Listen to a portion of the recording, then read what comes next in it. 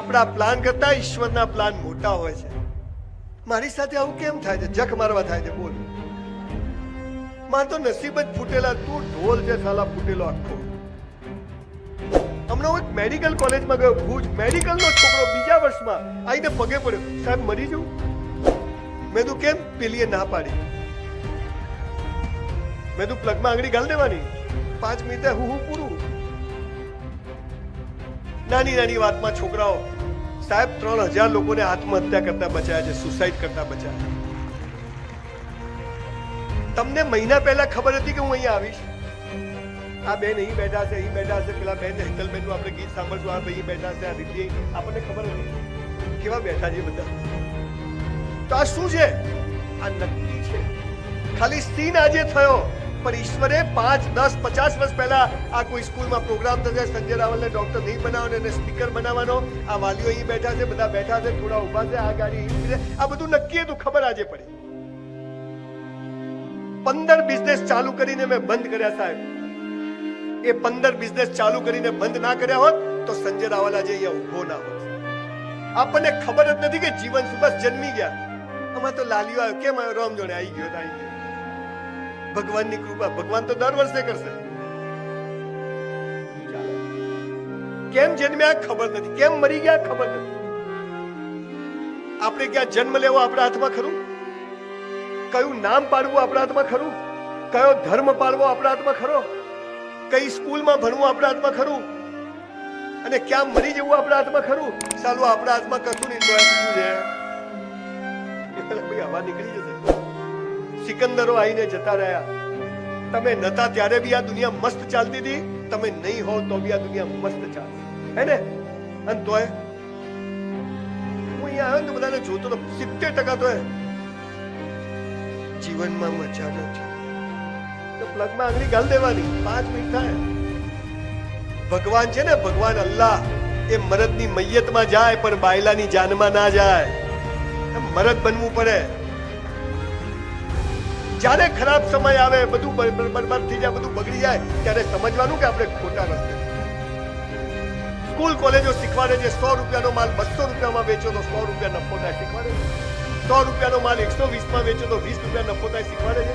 પણ 100 નો માલ 50માં ના વેચાય તો શું? એ તો કોઈ શીખવાડતું નથી. લેલા મજનુ, સીધી ફરિયાદ, તાજમહેલ, પ્રેમનું પ્રતીક બધા કે, પણ પેલી ના પાડે તો શું? આ તો કોઈ શીખવાડતું નથી. બધું જરૂરી છે આ જીવનમાં. ભગવાને આ દુનિયા બનાવી છે, બધું જ. કશું જ નકામું ગુલાબ સાથે જ એને કાંટા મૂક્યા છે. પણ આ સ્કૂલ કોલેજો વાળા આપણને ઊંધું બનાવે છે. સુખનું વિરોધી શું? સુખનું વિરોધી શું? દિવસનું વિરોધી શું? જન્મનું વિરોધી શું? ઉલ્લુ બનાય, એકદમ ઉલ્લુ બનાય. સૂર્ય કઈ બાજુ ઉગે, કઈ બાજુ હાથ મેં? ઉલ્લુ બનાય. હા, જો આ મારો વિદ્યાર્થી.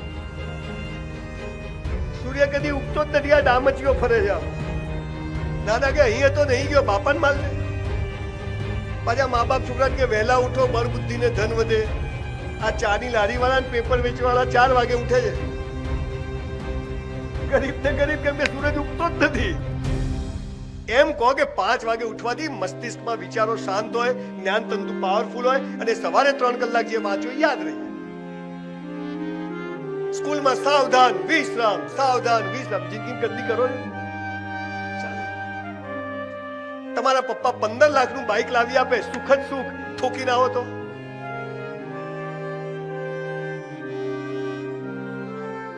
એક ભાઈને સવારે મારો 5 વાગે ફોન આવ્યો, સંજય ભી બાબો આવ્યો, મેં જલસા. મન કે હરી ઈચ્છા.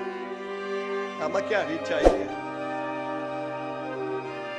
રાત્રે 12 વાગે ફોન આવ્યો, સંજય ભી મારા બાપા ગયા. મેં કીધું હરી ઈચ્છા. મન કે શું? તો મેં કીધું આવે તો મજા, જાય તો સજા. આપણને ખબર જ નથી કે જીવન શું છે. સાહેબ, દુનિયામાં 43 સંસ્કૃતિઓ હતી અને 43 માંથી બેબીલોન, ગ્રીક, હ્યુજ સિવિલાઇઝેશન. હું કોઈ ધર્મ નાત જાતની વાત નથી કરતો, એમાં માનતોય નથી. પણ આ દેશમાં જે સંસ્કૃતિ હતી સનાતન, અને એની જે સમજ હતી લોકોમાં, એક પુત્રી વિયાય ને તો રાપ પીવડાવવા જવા વાળા આપણે લોકો. આખી દુનિયાએ આ દેશ પર હુમલો કર્યો, આ દેશે કદી કોઈ પર હુમલો નથી કર્યો. 300 ધર્મ અને 3000 સંપ્રદાયો આજે આ દેશમાં જીવે છે. ઇસ્લામમાં મોહમ્મદ પૈગંબરે એક ફિરકો બનાવ્યો, 72 ફિરકા બની ગયા. દિલ હે કે માનતા નહીં. એ 72 ફિરકા દેશમાં સલામતીથી જીવે છે. આ દેશમાં જન્મ લેવો ને એ જીવનનું સૌથી મોટું સૌભાગ્ય છે. આ દેશની જે માન્યતાઓ હતી આપણે ભૂલી ગયા અને એટલે બધા દિવેલ પીધેલા ફરે.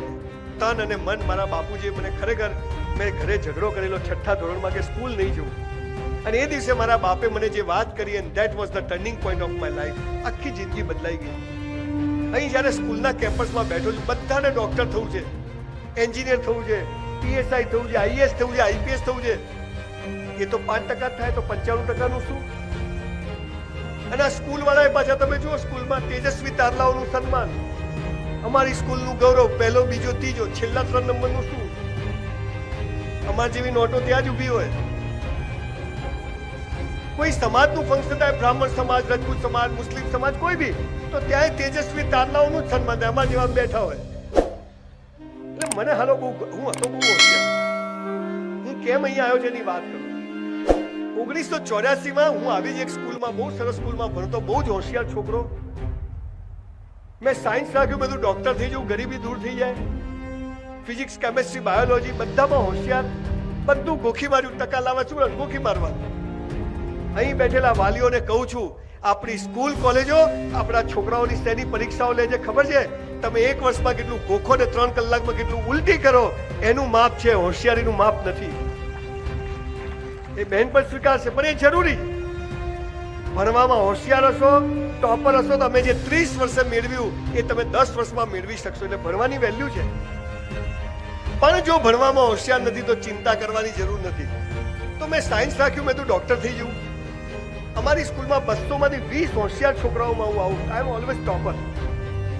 એને સોડિયમ, કે potassium, NH for H, hydrogen, Ag, silver, Ag, mercury, super, Cl, chloride, Br, bromide, iodide, NO2, nitrate, Cl બધું આવડે.